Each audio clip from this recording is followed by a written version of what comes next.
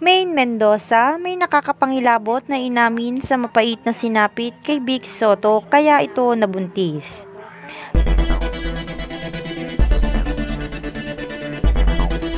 Mainit na usapin pa rin ngayon sa social media ang pagbubuntis ni Maine Mendoza kay Vic Soto, kung saan ay marami ang hindi makapaniwala na magagawa ito ni Vic Soto kay Maine Mendoza. Hindi naman lingid kasi sa marami na nakakailang asawa na rin ang aktor na si Vic Soto, kaya naman madali na raw dito talaga ang ganitong sitwasyon.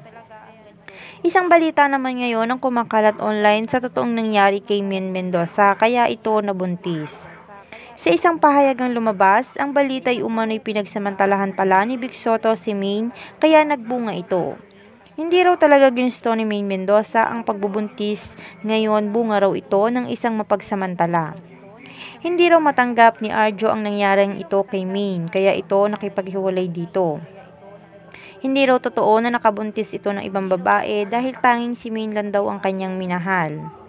Nasasangkot naman ngayon si Vic Soto sa isang malaking akusasyon gaya nito. Marami naman ang hindi naniniwala na magagawa ito ni Vic Soto lalong-lalo na kay Maine Mendoza.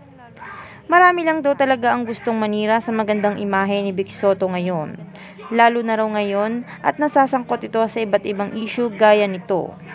Bagamat viral ito ngayon sa social media ay marami pa rin ang hindi naniniwala dito. Sa ngayon naman ay wala pang inilalabas na statement si Vic Soto patungkol sa issue na idinidiin sa kanya.